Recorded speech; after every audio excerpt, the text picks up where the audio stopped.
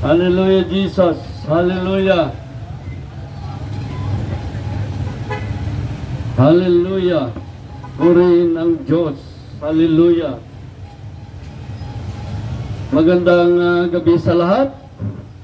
Narito na naman tayo upang mag-aral ng salita ng Diyos. Salita nagbibigay buhay at pag-asa. Buhay na walang hanggan.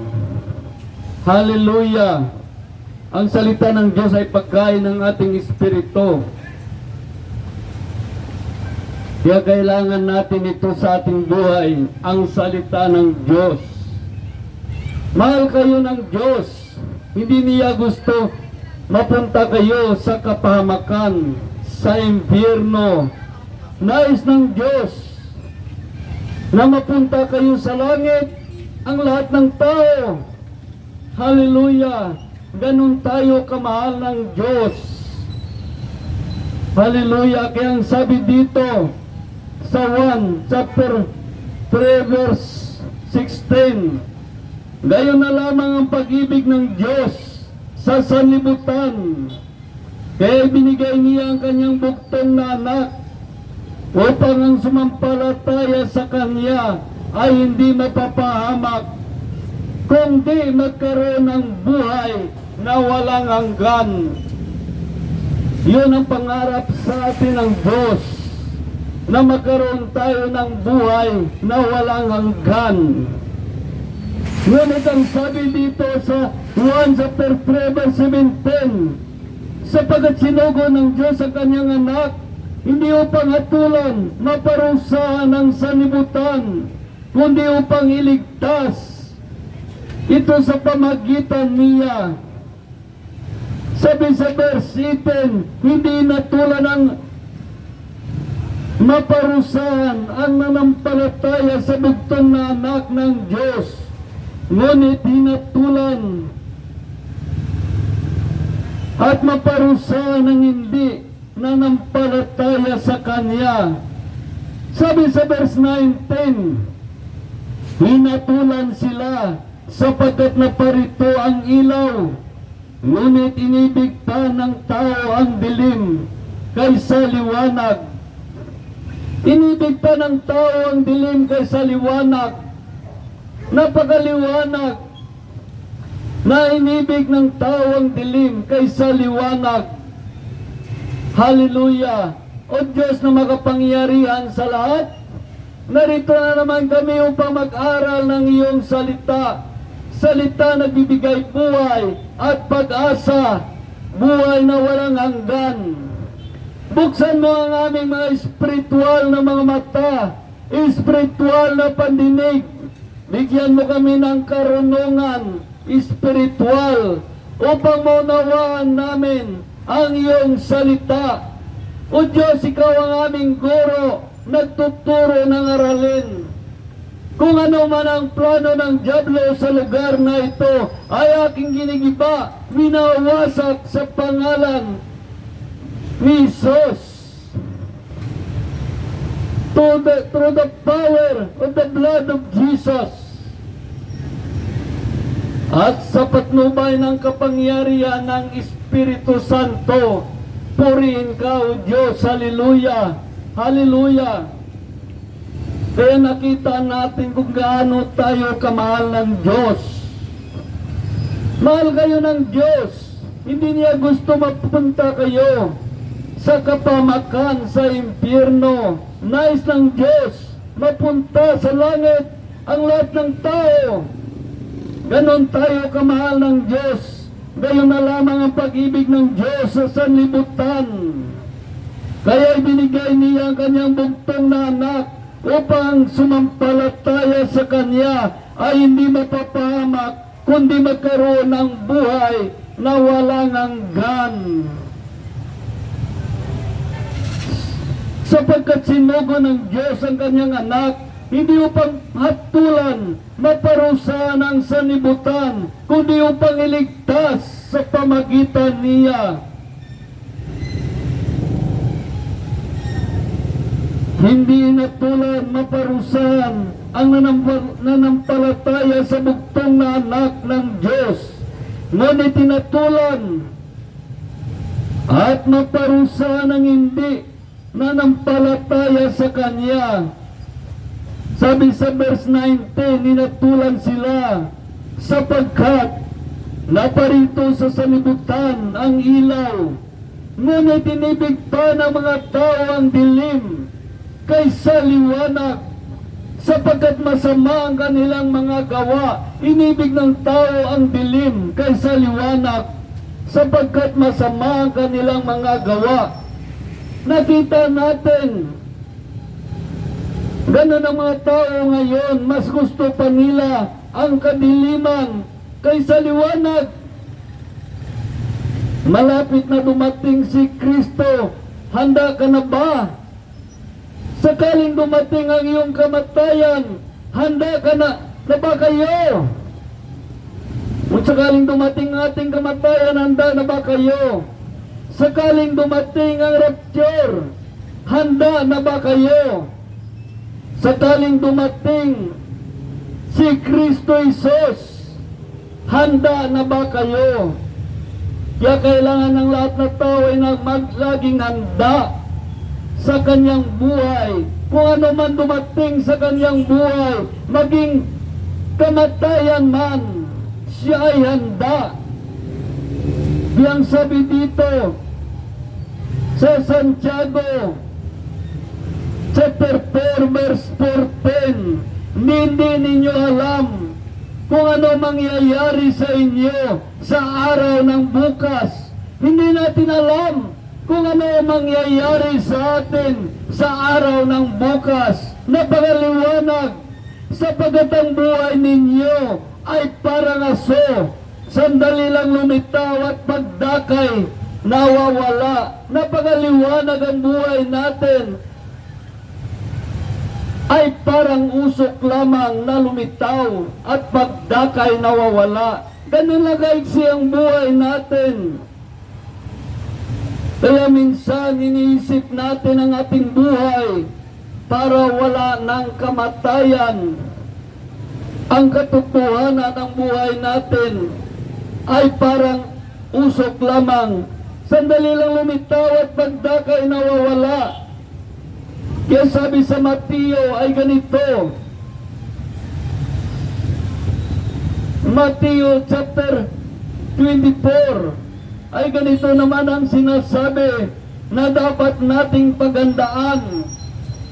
Mateo chapter 24 verse 27, sapagkat kung gaano kabilis ang guhit ng kidlat mula sa silangan hanggang sa kanluran, gayon din naman ang pagparito ng anak ng Diyos.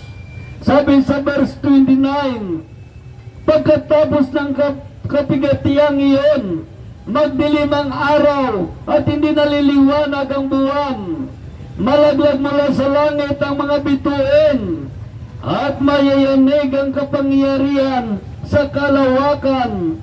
Pagkatapos ay lilitaw sa langit ang tanda ng anak ng Diyos at mananangis ang lahat ng bansa. Makita nila ang anak ng Diyos nasa alapap dumarating na may dakilang kapangyarihan at malaking karangalan. Sa udyat ng malakas na tunog ng trumpita, susuguin niya ang kanyang mga anghel sa apat na panig ng daigdig, at titipunin niya ang lahat na hinirang mula sa lahat ng dako. Titipunin niya. Ito isang rapture na magaganap. Kaya tayo ay pinahanda ng Diyos dahil may mga laking mangyayari sa mundo sa pagdating ni Jesus. Dahil ang sabi dito sa Mateo chapter 24 verse 21, sapagkat sa panahon iyon ang mga tao magdaranas ng malaking kapigatian, hindi pa naranasan mula ng likain ang sanlibutan hanggang sa ngayon, at hindi na mararanasan pa kahit kailan. Kaya ito, nasabi nila may darating na big one. Na-monitor na ang darating na big one. Ito ang big one na darating. Sapagat sa panahon iyon, ang mga tao ay magdaranas ng malaking kapigatian. Hindi pa naranasan mula nang likhain ang sanlibutan hanggang ngayon, kahit kailan. Sabi sa verse 22, at kung hindi pa ikliin ang panahong iyon, walang maliligtas. Ngunit alang-alang sa mga hinirang, paikliin ang panahong iyon. Napakaliwanag. Ang ating panahon ay paikliin, hindi pahabain. Kaya kailangan maghanda tayo. Laging handa tayo sa darating na kapahamakan sa ating buhay. Kaya handa na ba kayo? Naghanda ba kayo? Ihanda ninyo ang inyong sarili sa pagdating ni Kristo Jesus. Pagdating ng rapture, pagdating ng ating kamatayan. Kaya ang sabi dito,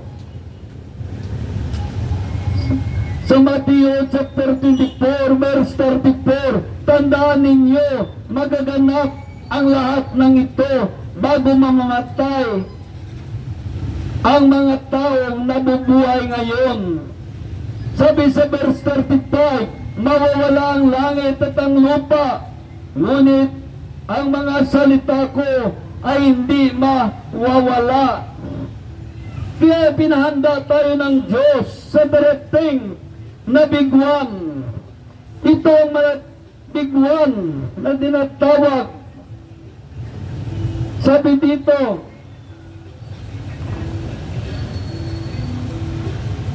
sa Matthew chapter 24 verse 40, sabi dito sa verse 43, kaya magbantay kayo sapagkat hindi ninyo alam kung anong araw paparito sa inyo ang Panginoon. Pinahanda tayo, hindi natin alam kung kailan darating ang Panginoon.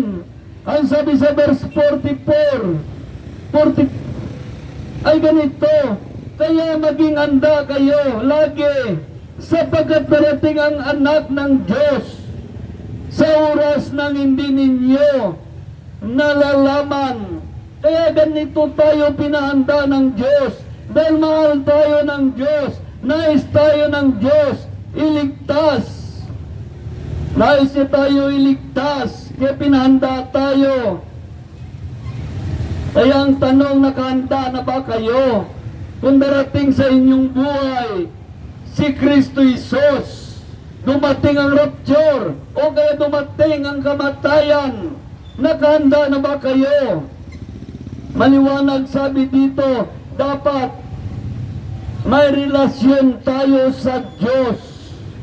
Dapat may relasyon tayo sa Diyos upang lubos natin makilala ang ating sarili, kung tayo ba ay ligtas, kung tayo ba mapasama sa rapture, kung tayo ba magkaroon ng buhay na walang hanggan sa langit, o buhay na walang hanggan ng kaparusahan sa impyerno.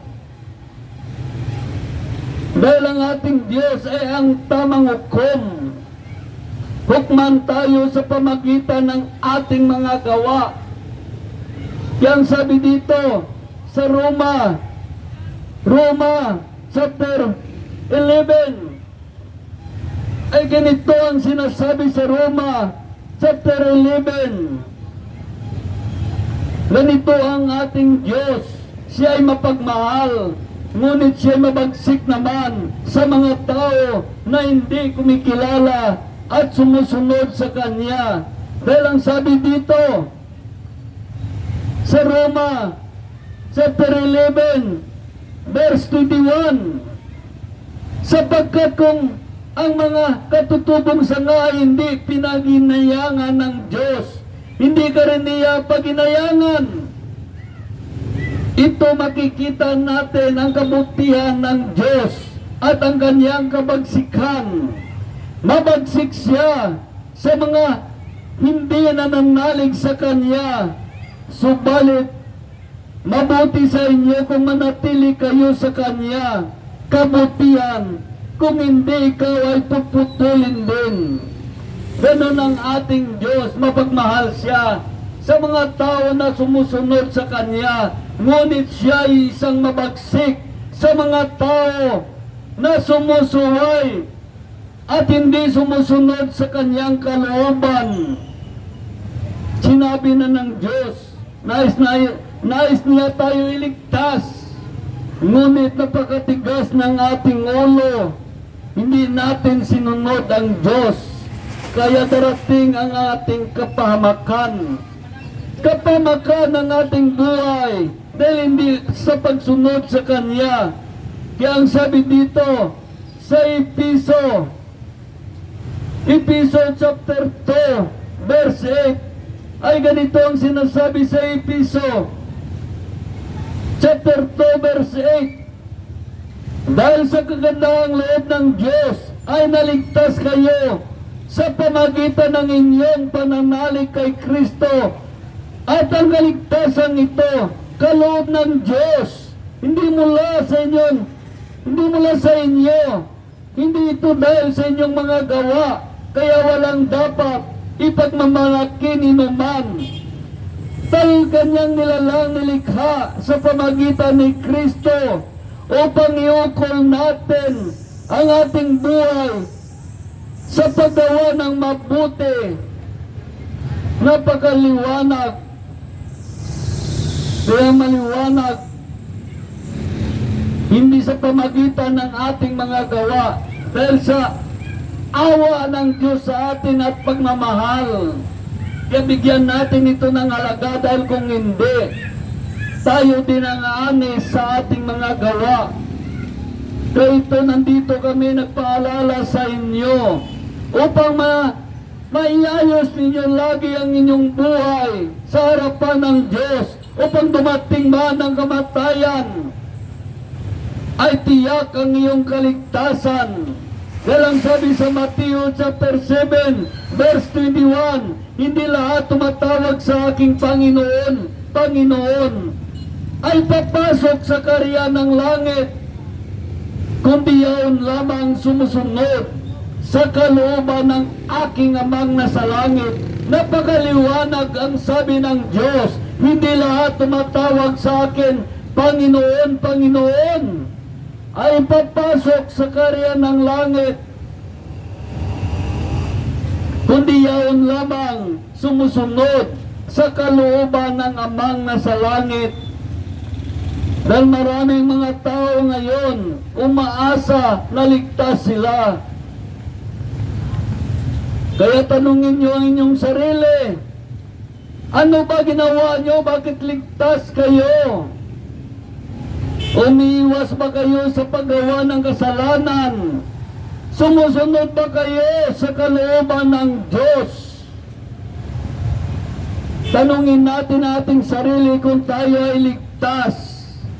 Hindi na kailangan ibang tao pa magsalita sa atin. Tayo mismo ang nakakaalam kung tayo ba ay ligtas. Sa pamagitan ng ating mga gawa, doon tayo hatulan ng Diyos. Dahil ang sabi sa unang Pedro chapter 4 verse 18, katulad ng nasasaad sa kasulatan, kung ang matuwid ay halos hindi maligtas, ano pa kaya ang kainatnan ng mga makasalanan at di kumikilala sa Diyos? Napakaliwanag ang sabi dito, kung ang matuwid ay halos hindi maligtas, ano pa kaya ang kainatnan ng mga makasalanan at di kumikilala sa Diyos?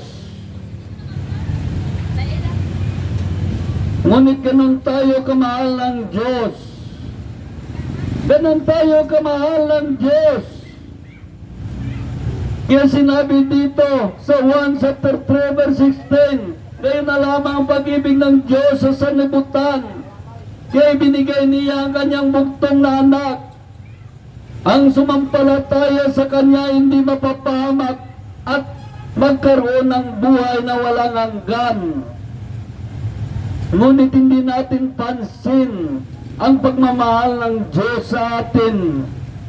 Mahal tayo ng Diyos, ngunit tayo ay hindi nagmamahal sa Diyos. Hindi natin siya sinusunod. Binibigyan tayo ng Diyos ng pagkakataon. Ngunit hindi natin pinalagahan ang pagkakataon na binigay sa atin ng Diyos. Yang sabi sa 2 Pedro chapter 3, verse 9, ang Panginoon ay hindi babaya sa kanyang mga pangako tulad ng inaakala ng ilan.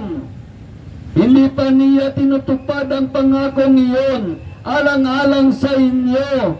Binibigyan niya kayo ng pagkakataon. Ang lahat na makapagsisisi at magbalik loob sa Diyos, sapagkat hindi niya nais na kayo ay mapapahamak. Hindi nais ng Diyos tayo ay mapapahamak. Maraming mga pagkakataon binibigay sa atin ng Diyos. Ngunit matigas ang ating ulo. Matigas, alam ng Diyos ang katigasan ng ating ulo. Kaya ang sabi dito sa Isaiah chapter 48, ganito katigas ang ating ulo. Ganito katigas ang ating ulo, sabi sa Isaiah chapter 48, verse 4. Sabi ng Diyos, ay ganito ang tao. Ngunit ang sabi dito, sa Isaiah, ni Propeta Isaiah chapter 48, verse 4, sabi dito, aking nababatid matigas ang inyong ulo, bakal ang kapara. Alam ng Diyos ang ating ulo ay napakatigas, bakal ang kapara. Hindi lang bato katigas ang ulo natin, kundi bakal. Bakal. Alam ng Diyos ang ating pagkatao, kung gaano tayo katigas sa Kanya. Inaalok na ng Diyos ang buhay na walang hanggan kung sundin mo siya, ngunit ayaw natin sumunod. Ang sinusunod natin ang udyok ng ating laman. Yan ang ginagamit ng dyablo upang ipahamak ka ang iyong laman. Kaya maliwanag ang sabi, bakal ang katulad ng ating ulo. At ang ating puso naman ay isang mandaraya. Paano ka maligtas kung matigas ang iyong ulo? Bakal ang katulad. At ang iyong puso ay isang mandaraya. Dahil sabi ni Propeta Jeremias ay ganito sa chapter 17 verse 9, sino makakaunawa sa puso ng tao? Ito'y mandaraya at walang katulad. Wala nang lunas ang kanyang kabulukan. Kaya ganyan ang ating puso, isang mandaraya. At wala nang katulad, wala nang lunas ang kanyang kabulukan. Maraming mga tao nangako sa kanyang asawa, ikaw na lang hanggang kamatayan, ngunit paglipas ng ilang taon pa lang, lumilingon na sa iba. Nais nang maglukso. Ganyan, paano tayo maligtas kung ang ating ulo ay bakal ang katulad at ang ating puso ay isang mandaraya at walang katulad, wala ng lunas ang kanyang kabulukan? Paano tayo maligtas? Kailangan natin ng Diyos dahil ito'y mga espiritual na mga sakit. Espiritual na sakit na ang ating ulo ay pinatigas na tulad ng bakal. Ang ating puso ay ginawang mandaraya upang lagi gumawa ng kasalanan sa Diyos. Kaya nakita natin, kaya kailangan natin ipanganak muli sa Espiritu ng Diyos. Dahil ang Diyos lang ang magagamot ng ganitong sakit. Ito'y sakit ng isang tao, sakit espiritual. Ginawa ang iyong ulo na matigas na parang bakal, ayaw mo nang sumunod. At ang iyong puso isang mandaraya. Kaya kailangan mo si Kristo Jesus upang iyong sakit na espiritual ay magamot. Hindi ito kaya gamutin ng doktor. Dahil ang iyong sakit ay espiritual na sakit, kailangan mo si Kristo Jesus. Siya lang magagamot sa iyo ng iyong karamdaman. Ito'y ginagamit lagi ng dyablo upang tayo ay gumawa ng kasalanan sa Diyos, upang hindi natin makamit ang kaligtasan, buhay na walang hanggan, manirahan sa langit, kundi tayo ay mapahamak sa impyerno. Kaya maliwanag ang sabi sa Roma chapter 3 verse 10, walang matuwid, wala kahit isa, walang nakaunawa, walang humahanap sa Diyos. Humahanap ba kayo sa Diyos? Hinahanap lamang ninyo ang Diyos kung may sakit kayo. May problema kayo, hinahanap lamang ninyo ang Diyos. Ngunit kung sagana kayo, hindi ninyo hinahanap ang Diyos. Bagkus lagi kayo sumusuway sa Diyos at gumagawa ng kasalanan. Kaya sabi dito, walang humahanap sa Diyos, walang nakakaunawa, walang matuwid, wala kahit isa. Ang lahat ay lumihis ng landas at nagpakasama. Walang gumagawa ng mabuti, wala kahit isa. Maliwanag ang sabi ng banal na aklat. Walang matuwid, wala kahit isa. Kaya sabi dito sa Roma chapter 3 verse 23, sapagkat ang lahat ay nagkasala at walang sino mang karapat-dapat sa paningin ng Diyos. Walang karapat-dapat sa paningin ng Diyos. Kahit pastor, kahit ministro, kahit pare, sila ay lumihis ng landas at nagpakasama.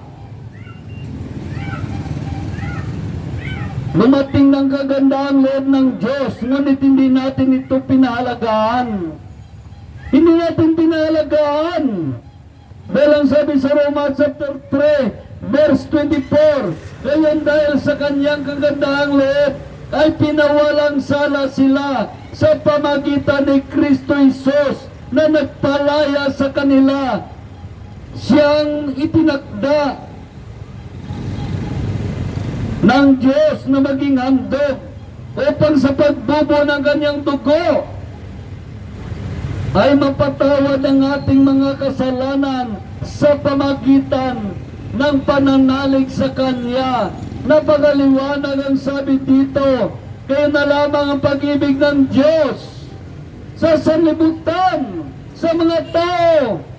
Kaya binigay niya ang kanyang bugtong na anak upang sumampalataya sa Kanya ay hindi mapapahamak, kundi magkaroon ng buhay na walang hanggan. Bakit kailangan niligtas ni Kristo ang mga tao? Bakit kailangan niligtas ng Diyos ang mga tao? Dahil ang sabi dito sa unang 1, chapter 1 verse 3, sa pamagitan niya nilikha ang lahat ng bagay at walang anuman nalikha ng hindi sa pamagitan niya. Kaya pala niligtas tayo ni Kristo. Dahil si Kristo mismo ang naglikha sa atin. Linikha tayo ng Diyos para kay Kristo Jesus. Kaya tinubos tayo ni Kristo Jesus. Nabihag tayo ng dyablo. Kaya tayo, tinubos ni Kristo Jesus. Ngunit dinayat ang tao ni Satanas dahil sa kanilang kahangalan. Tinubos na tayo ni Kristo. Dapat sana mapunta tayo sa impyerno lahat. Tinubos niya tayo. Ganon tayo kamahal ng Diyos. Hindi mo lang natin naalala ang pagmamahal ng Diyos sa ating buhay. Hindi natin naalala. Kaya yun ang dahilan bakit tinubos tayo ni Kristo. Dahil siya pala ang may likha sa atin. Pag may-ari tayo ni Kristo, ngunit gumawa tayo ng kasalanan, hindi na si Kristo may-ari sa atin, kundi si Satanas. Kaya tinubos tayo ng kanyang banal na dugo na nag-aagos sa krus ng Kalbaryo upang ligtas tayo. Iligtas ka! Iligtas kayo! Ngunit ano ang ating ginawa?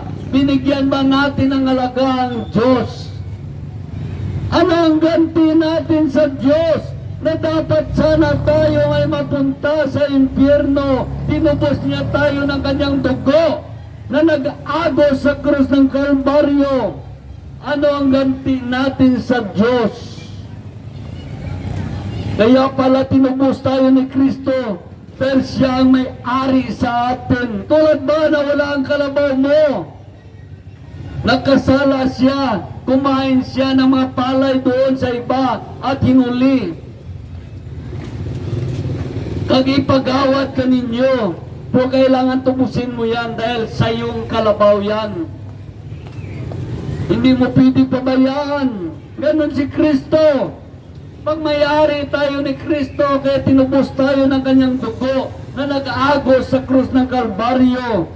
Dahil ang sabi dito, pag may-ari tayo ni Kristo, sabi sa Colosas chapter 1 verse 16, sapagat ang lahat ng nasa langit at nasa lupa, nakita man o hindi, pati ang mga namumuno at may kapangyarihang espiritual, ay pawang nilikha ng Diyos sa pamagitan niya at para sa Kanya.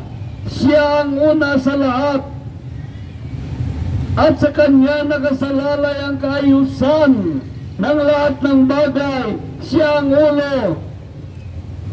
Siya ang ulo ng Iglesia ng Diyos na Kanyang tinubos sa krus ng Kalbaryo.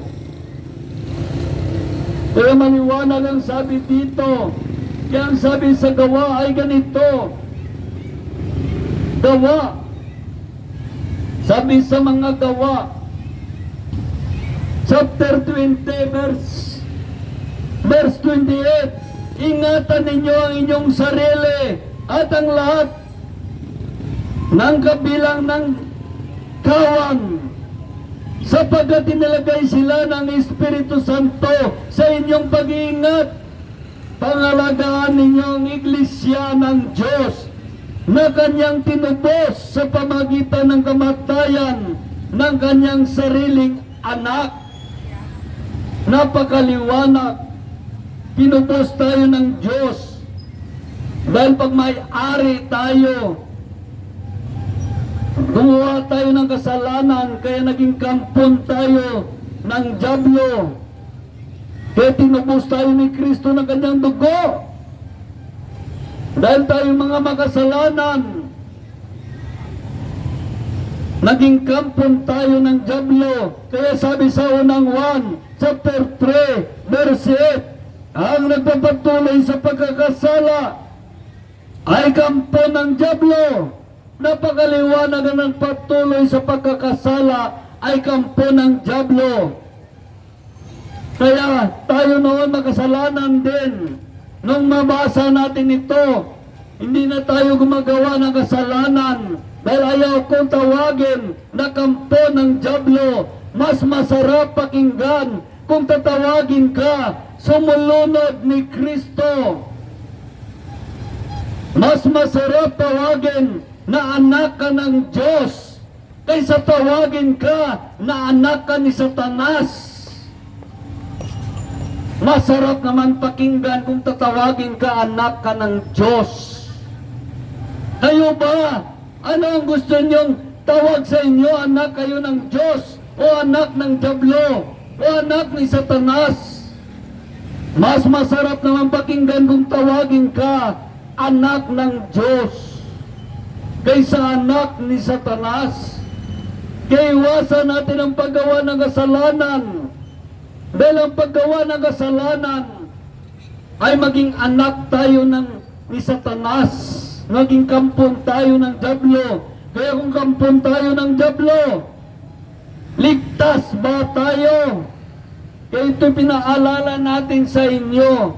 Parang hindi maganda pakinggan. Ngunit kung unawain mo ito, nakakatulong ito sa iyong buhay upang makapunta ka sa langit. Hallelujah! Kaya napakalaga itong mga aral. Ito ang aral ng Diyos. Kung pakinggan natin, maligtas tayo. Kaya sabi sa Episo, chapter 1, verse 17, at iniling sa Diyos na ating Panginoong Jesucristo ang dakilang Ama, na pagkaluban niya kayo ng Espiritu ng karunungan at ng tunay na pagkakilala sa Kanya, naway naliwanagan ng Diyos ang inyong mga isipan upang malaman ninyo ang ating inaasahan sa Kanyang pagtawag sa atin. Ito ay kaluwalhatian inilaan niya sa Kanyang mga hinirang.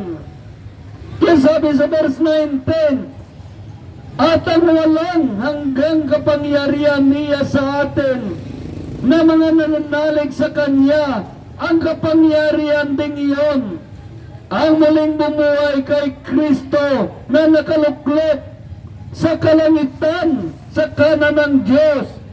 Iyan ay pailalim sa kapangyarihan ni Kristo ang lahat ng pag-aari, pamahalaan, kapangyarihan at pamunuan, higit ang Kanyang pangalan sa lahat ng pangalan, hindi lamang sa panahong ito, kundi pati sa darating. Ipinailalim ng Diyos sa kapangyarihan ni Kristo ang lahat ng bagay at siyang ginawang ulo. Kaya dapat kung gumagawa tayo ng mabuti, ulo natin si Kristo. Ngunit kung gumagawa tayo ng masama, gumagawa tayo ng kasalanan, hindi si Kristo ang ating ulo, kundi si Satanas. Si Satanas ang ating ulo. Kaya gumawa na kayo ng mabuti upang maging ulo ninyo si Kristo. Dahil kung ayaw ninyong gumawa, lagi lamang paglabag, pagsuway, paggawa ng kasalanan sa Diyos. Hindi si Kristo ang inyong ulo, kundi si Satanas. Napakaliwanag ang sabi dito. Kaya ang sabi dito sa unang Korinto, chapter 1, verse 4, ay ganito ang sinasabi sa unang Korinto, chapter 1, verse 4 to 5. Lagi akong nagpapasalamat sa Diyos dahil sa mga pagpapala niya sa inyo sa pamagitan ni Kristo Jesus, sapagkat sa inyong pakipag-isa sa Kanya, kayo yung umuunlad sa lahat ng paraan, maging sa pananalita at kaalaman. Ang katotohanan ay pinangangaral namin tungkol kay Kristo ay malinaw na makikita sa inyo. Ano pat hindi kayo nagkulang sa anumang kaloob ng espiritual habang hinihintay ninyo mahayag ang ating Panginoong Jesucristo. Kayo'y alalayan niya hanggang sa wakas upang matagpuan kayo na walang kapintasan sa araw ng pagdating ng ating Panginoong Jesucristo. Yang sabi dito, sabi sa unang Korinto chapter 4, unang Korinto chapter 1, verse 9, ang sabi dito, mga kapatid, ako'y nanawagan sa inyo sa ngalan ng ating Panginoong Jesucristo, magkaisa kayo sa panampalataya, pananalita, pag-iisip, layunin upang mawala sa inyo ang pagkabahabagi.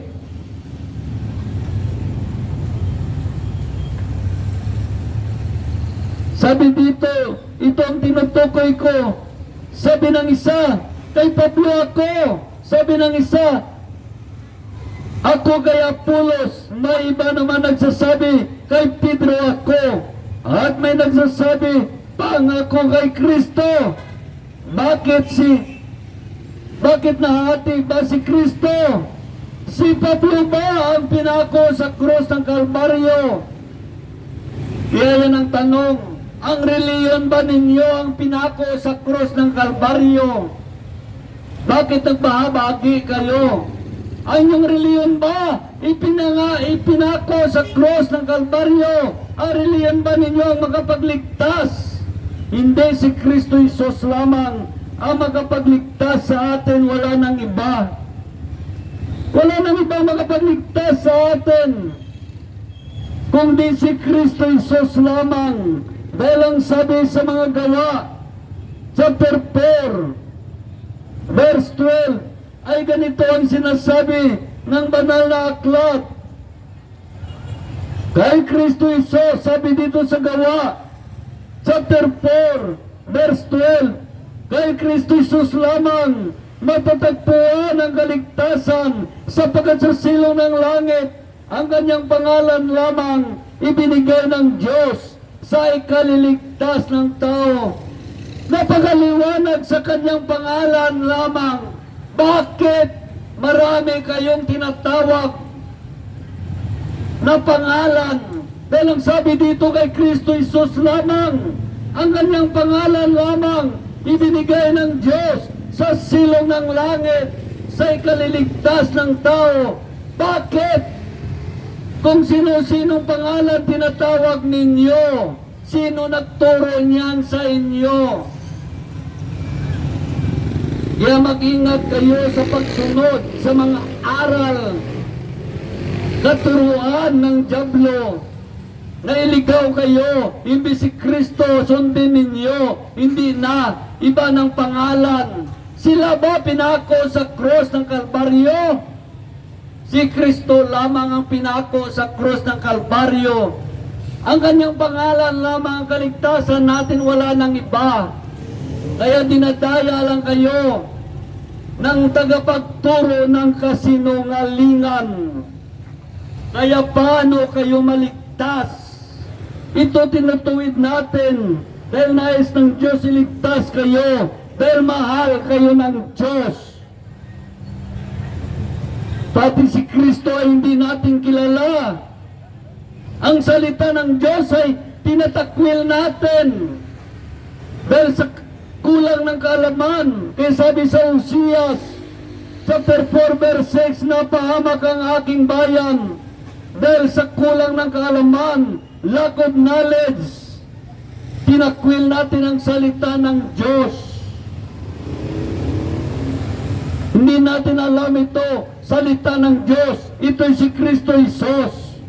Ang sabi dito sa Hebreo chapter 1 verse 1, nung una nagsalita ang Diyos sa ating mga ninuno sa iba't ibang panahon, sa iba't ibang paraan, sa pamagitan ng mga propita. Ngunit ngayon, siya ay nagsasalita sa atin sa pamagitan ng kanyang anak na si Kristo Jesus. Kaya maraming hindi nila naunawaan, ito'y Biblia ay salita ng Diyos. Ito ay si Kristo Jesus. Hindi ninyo alam. Makinig kayo. upang may nalalaman kayo kahit paano at mapag-ingatan ninyo ang inyong kaalaman. Ito'y napakalaga sa iyong buhay. Dito nakasalalay ang tinatawag na kaligtasan. Buhay na walang hanggan, manirahan sa langit.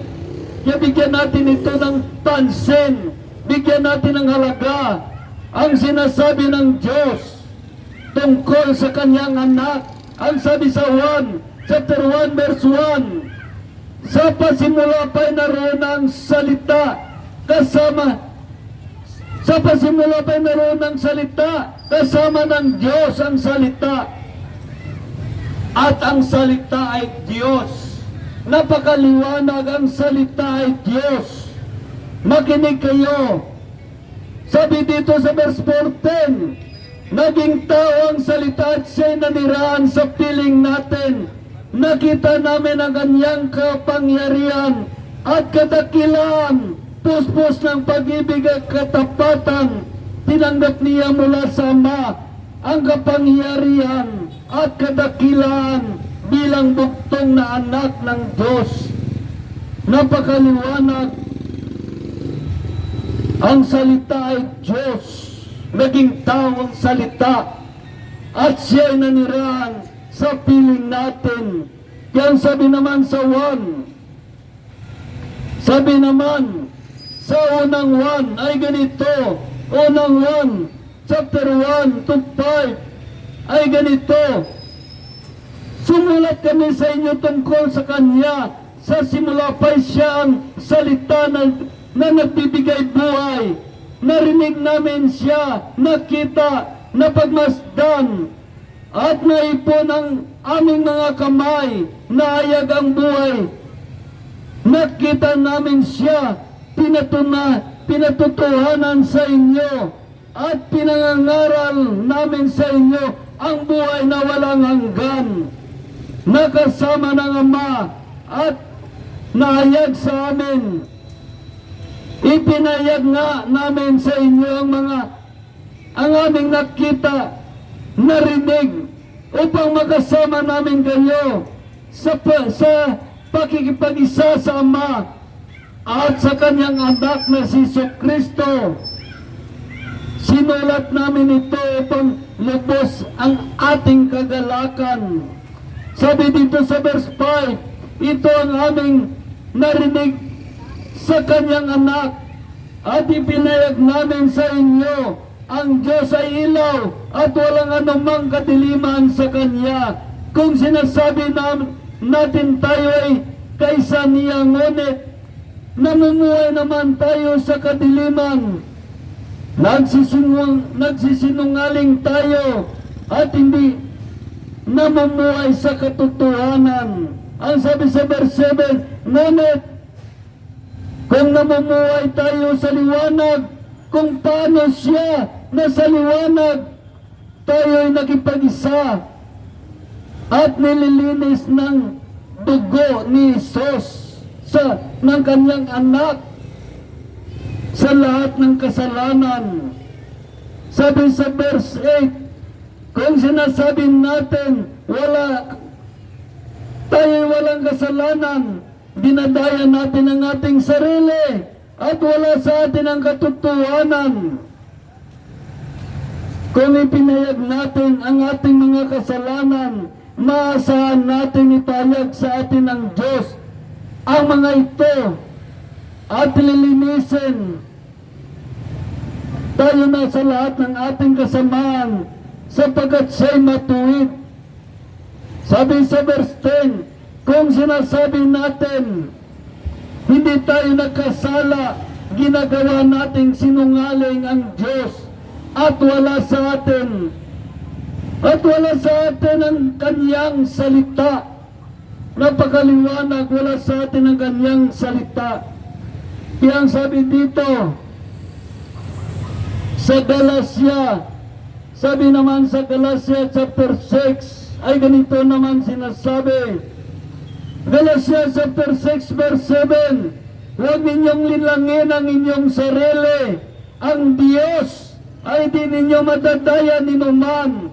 Kung ano ang inaasik ng tao, yan din ang kanyang anin. Ang nagsisikat ng mga bagay ukol sa laman ay nag-aani ng kamatayan, at ang nagsisikat ng mga bagay ukol sa Espiritu ay nag-aani ng buhay na walang hanggan. Kaya maliwanag ang sabi dito sa 1 chapter 1 verse 14. Maliwanag ang sabi dito sa 1 chapter 1 verse 14.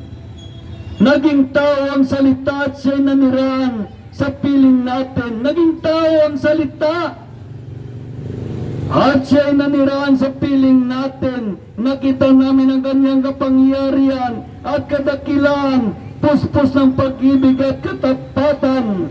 Tinanggap niya mula sa Ama ang kapangyarihan at kadakilaan bilang bugtong na anak.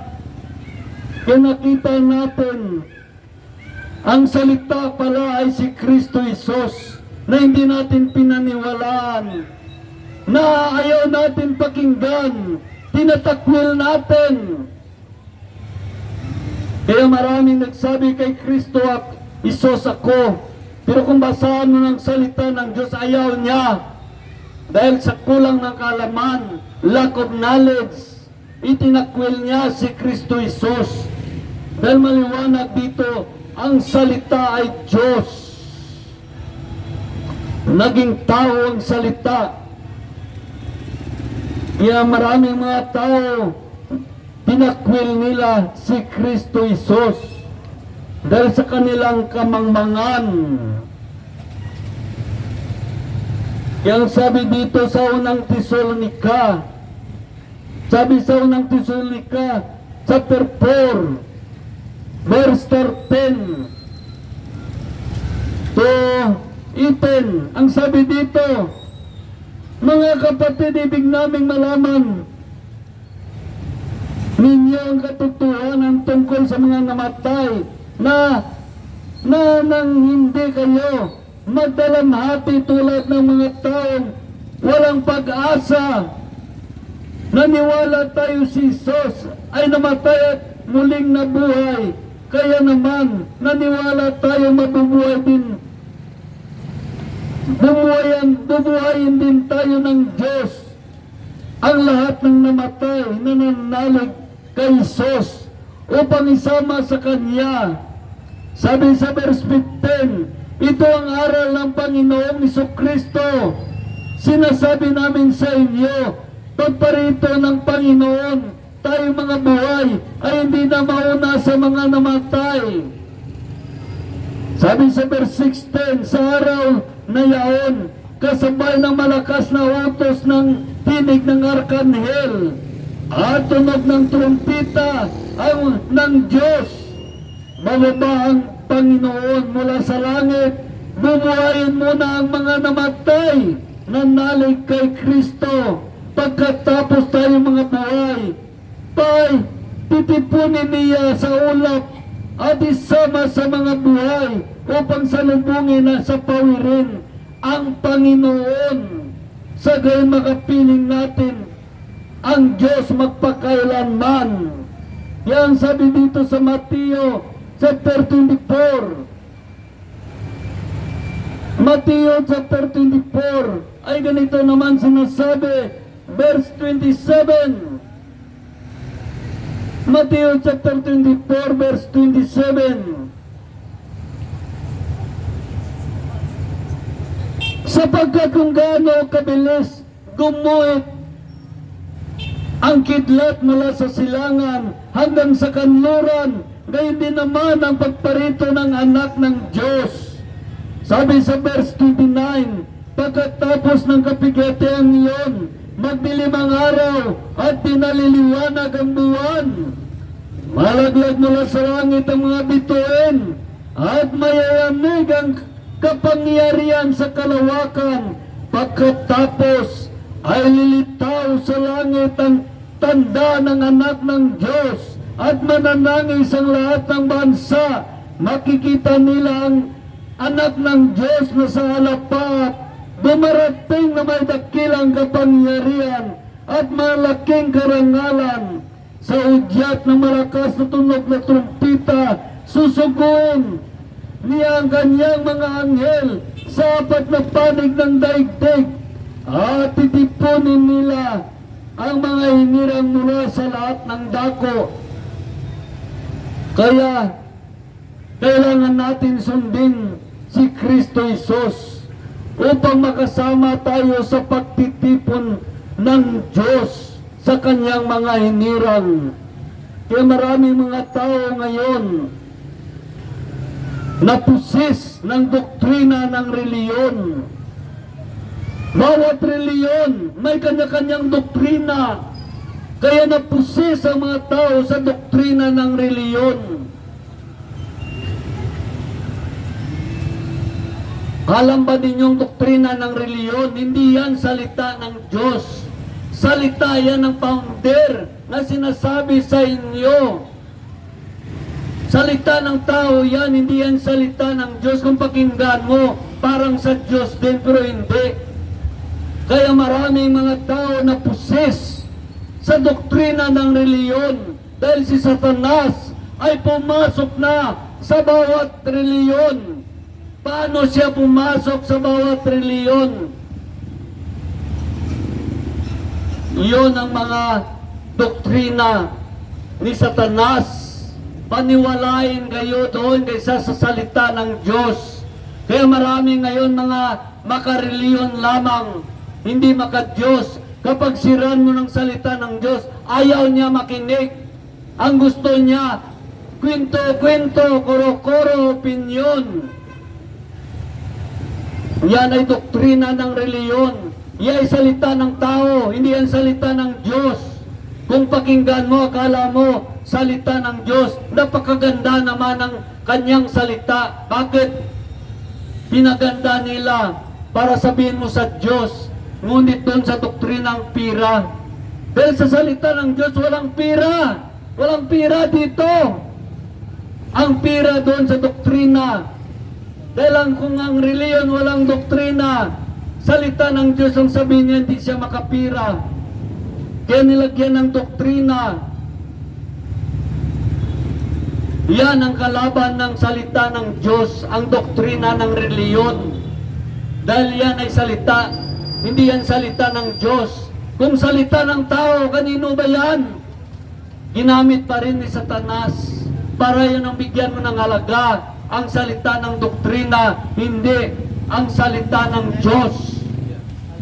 Maraming mga tao ngayon nagsabi na pag sinabi ng revelasyon, ang bersikulo binasa, sabi niya, oh, ito'y revelasyon sa akin. Hindi yan revelasyon. Yan isang unawa. Ang isang bersikulo inunawa mo. Pinalawak mo ang unawa mo. In-expand mo ang unawa mo sa iba't ibang anggulo at sasabihin mo, yan ay revelasyon. Hindi yan revelasyon. Bunga lang yan ang iyong magaling na pag-unawa. Ang revelasyon dito ay yung salita ng Diyos na binasa mo.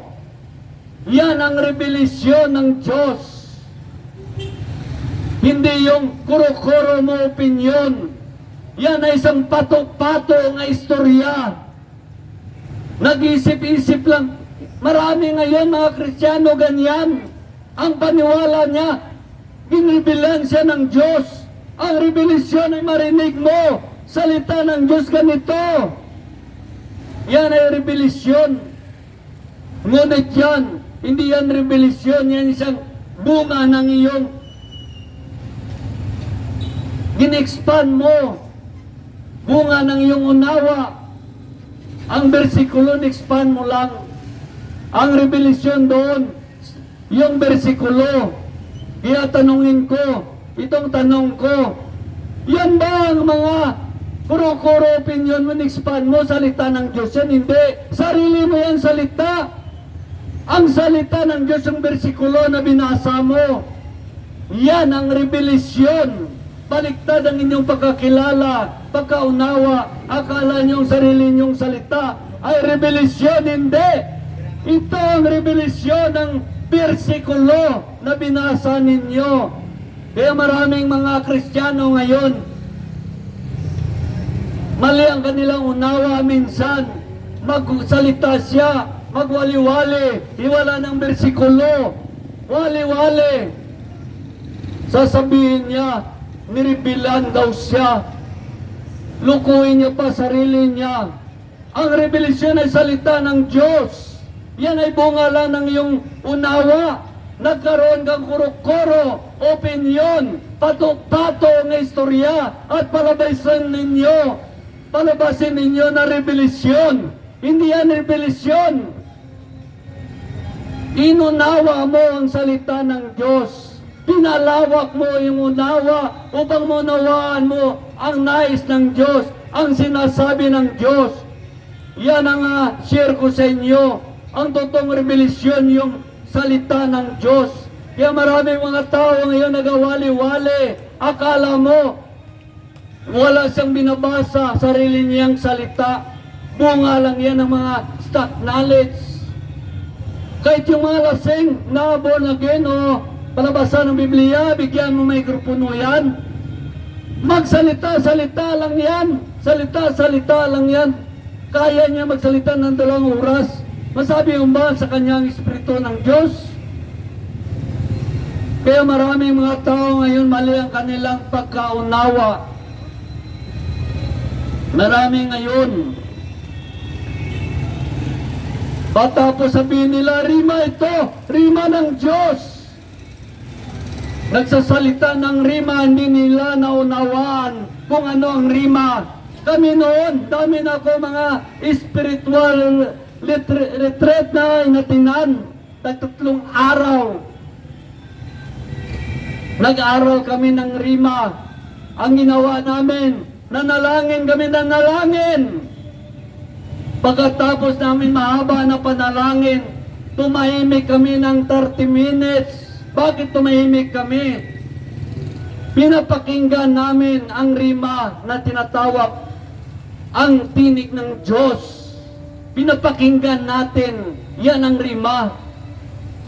Wala ka naman narinig, sabihin mo rima. Minsan magawa-gawa pa tayo ng istorya. Nakasala na tayo sa Diyos.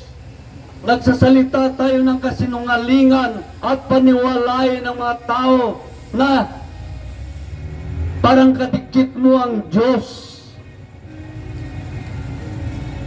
Marami ngayon mga bagay na hindi natin naunawaan. Kaya sabi ko sa inyo, magbasa kayo ng Biblia, basa, upang hindi kayo madaya ng mga tao na mga nagaturo ng kasinungalingan, nagaturo ng mamaling aral at maling katuruan. Mayroon kayo sariling unawa, hindi kayo madaya. Dahil kung hindi tayo nagbabasa ng Biblia, madaya nga tayo. Mayroon nagawali pa minsan dahil ginaingabot na ang sangkatao. Ginaingabot na sangkatao. Amo dya ginahimo na. Amo dya ginahimo na. Ay ginaingabot na sangkatao. Sa sobra na ingabot sa katao, pati ang salita kang Diyos ay inano niya pa. Pati ang salita ng Diyos, sinamak niya pa. Dahil gusto niya palabasin yung natutunan niyang rebelisyon daw. Hindi yan rebelisyon, stock knowledge lang yan. Karunungan, nanunawa mo lang ang salita ng Diyos. Yan ang karunungan na pag-unawa ng salita ng Diyos, hindi ang rebelisyon. Ang rebelisyon ay salita ng Diyos, ang Diyos mismo nag-rebel sa iyo. Ang Diyos ang nag-rebel sa iyo. Yan ang rebelisyon. Pero kung yan mga unawa-unawa lang yan, nilukom lang sarili mo. Kaya maraming mga tao na inaloko ta sarili ta. Pagkatapos, suyaan na pa ikaw nagbabasa ng salita ng Diyos. Sila ba sa Diyos? Kung sa Diyos ka, dapat ang salita ng Diyos ang sinasabi mo. Dahil hindi ikaw maka-Diyos. Maka-reliyon ka lang. Kaya nagsasalita ka ng sariling opinyon at kuro-kuro. Hindi yan salita ng Diyos ang sinasabi mo, kundi salita mo yan. Yan pinapakain mo sa espiritu ng tao. Ngunit kung nagabasa ikaw ang salita ng Diyos, kung nagabasa ikaw, yan ang pinapakain mo sa espiritu ng mga tao upang ang kanilang espiritu ng lupaypay lumakas, ang kanilang espiritu ng hina lumakas, ang kanilang espiritu na ipatay ay muling mabuhay. At maunawaan na niya ang salita ng Diyos. Kaya maraming mga tao hindi makaunawa ng salita ng Diyos dahil ang kanilang espiritu ay patay. Patay! Malaman mo naman ang mga tao na patay. Wala silang pagmamahal sa salita ng Diyos. Alam mo, kapag ang salita ng Diyos hindi mo minahal, nakasala ka na sa Diyos. Hindi mo na minahal si Kristo Jesus. Dahil maliwanag, tinuruan kayo ng kasinungalingan ng inyong reliyon. Kaya doon mga bertoldo kayo. Hindi kayo marunong umunawa at magmahal sa salita ng Diyos. Lagi lang ninyo nilapastangan ang salita ng Diyos at ni Kristo Jesus. Kaya maraming mga tao ngayon nagkasala dahil sa kanilang kahangalan, kayabangan. Sinasabi mo na kaligtasan, oto tae ka na. Ano kaya pag namatay siya? Ano mangyari sa kanya? Hindi ba na tayo lang siya doon sa impyerno? Kaya ito ating pangangaral, hindi ito para sa sarili natin, para ito sa lahat ng tao. Kung may mga tao ayaw makinig sa salita ng Diyos, hindi ito para sa inyo, para ito sa mga tao na nakikinig na nais nilang maligtas. Kaya ito ang ating pangangaral, para ito sa mga tao na nais maligtas. Pinayag natin, pinaghirapan natin, gagawin ito upang sila matulungan sa pag-unawa ng salita ng Diyos, matulungan kung paano masunod ang Diyos. Kaya ang sabi dito sa ikalawang Tesalonica, chapter 1 verse 8, ay ganito sinasabi sa ikalawang Tesalonica, chapter 1 verse 8, darating siya sa gitna ng naglagablab na apoy at paparusahan ang lahat. Hindi kumikilala sa Diyos at hindi sumusunod sa mabuting balita tungkol sa Panginoong Hesus. Darating siya. Sabi dito, darating si Kristo. Muli siyang darating. Darating siya sa gitna ng naglagablab na apoy upang maparusahan ang lahat na hindi kumikilala sa Diyos at hindi sumusunod sa mabuting balita tungkol sa ating Panginoong Hesukristo. Napakaliwanag ang sabi dito. Ang sabi sa pahayag o Revelation chapter 20 ay ganito naman sinasabi. Pahayag, ganito ang sinasabi sa pahayag chapter 20 verse 5.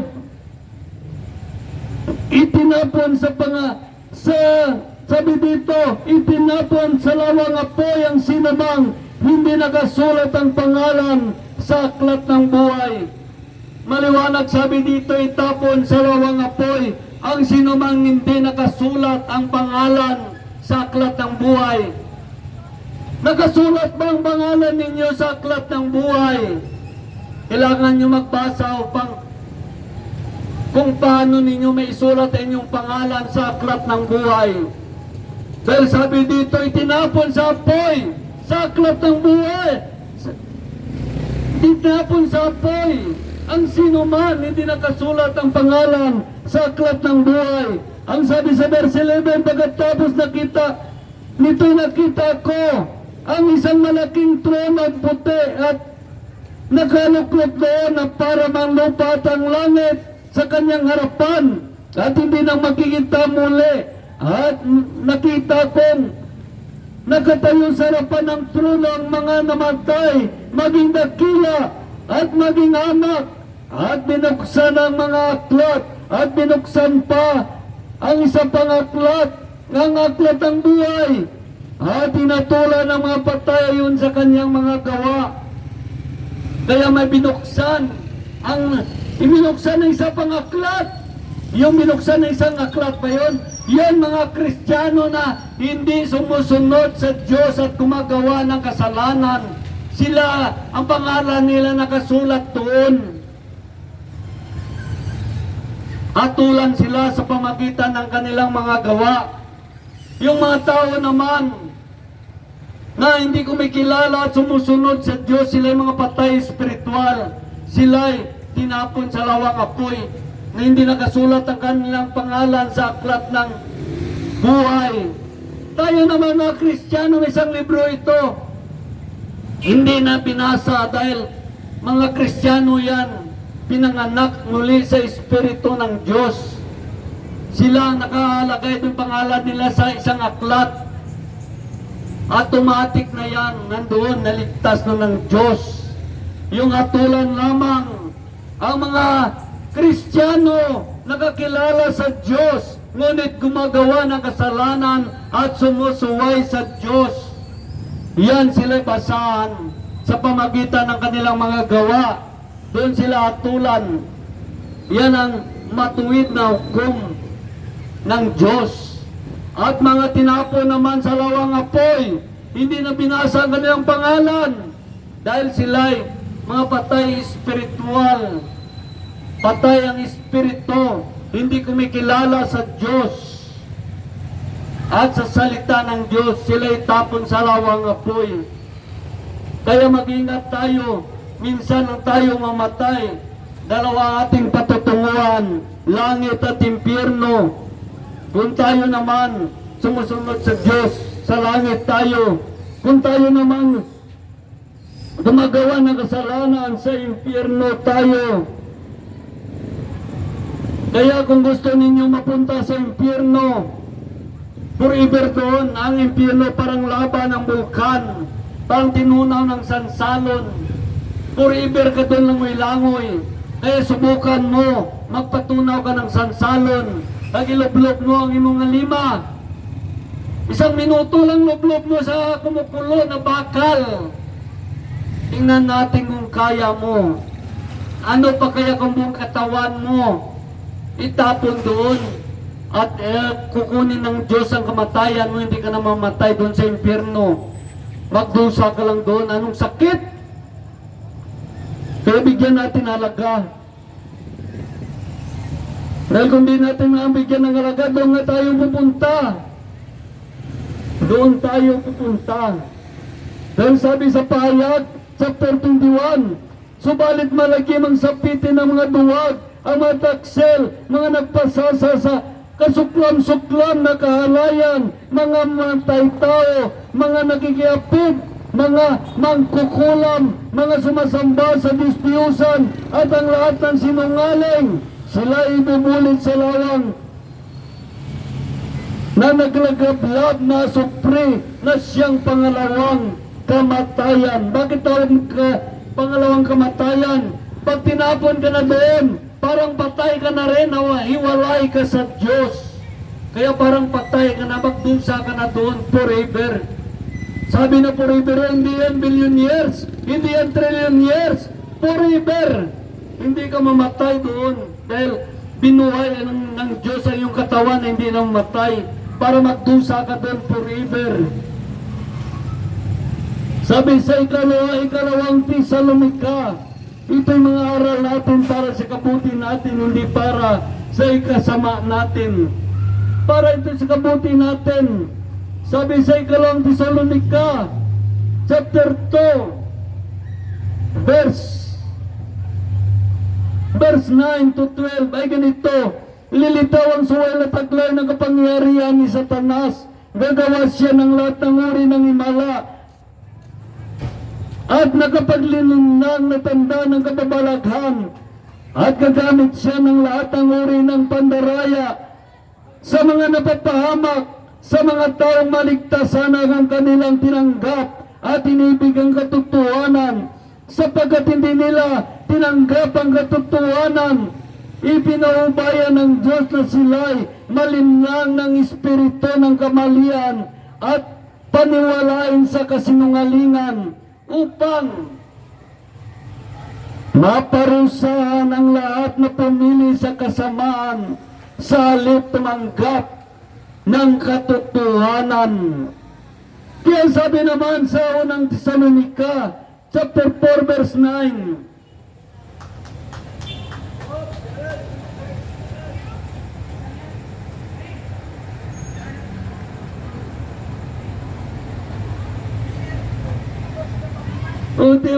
sabi dito sa unang Tesalonika chapter 4 verse 9, chapter 5 verse 9, tinawag tayo ng Diyos hindi upang parusahan, kundi upang iligtas sa pamagitan ng ating Panginoong Jesucristo. Namatay siya para sa atin upang tayo mabubuhay na kasama niya. Yan napakaliwanag. Nais ng Diyos iligtas tayo dahil sa ating kasalanan sa Diyos. Kaya tayo ay napapahamak. Napapahamak tayo. Yan sabi naman dito sa unang Tesalonika chapter 4 verse 16 to 17. Magalak kayo. Sabi dito,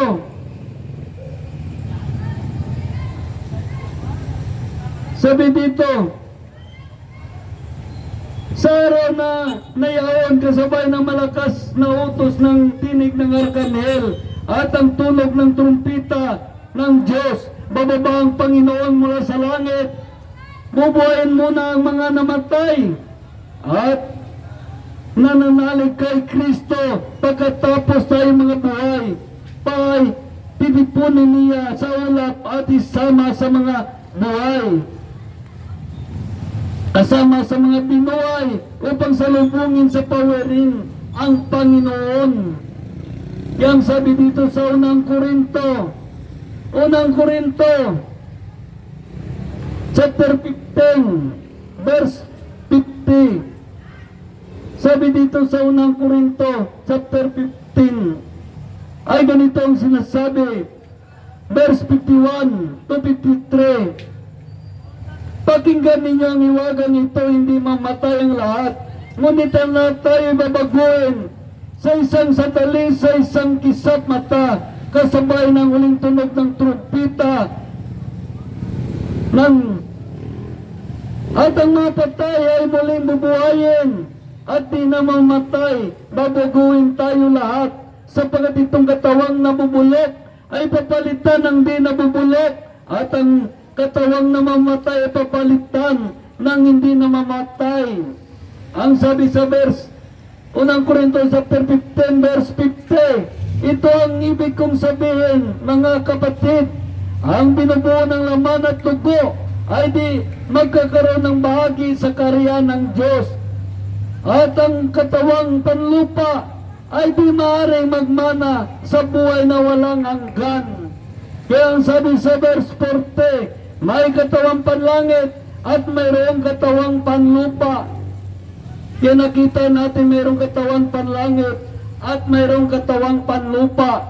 Paano mo makamit ang katawan na panlangit kung ang iyong katawang panlupa ay gumagawa ng kasalanan sa Diyos? Gumagawa ng kasalanan sa Diyos iyong katawan na panlupa.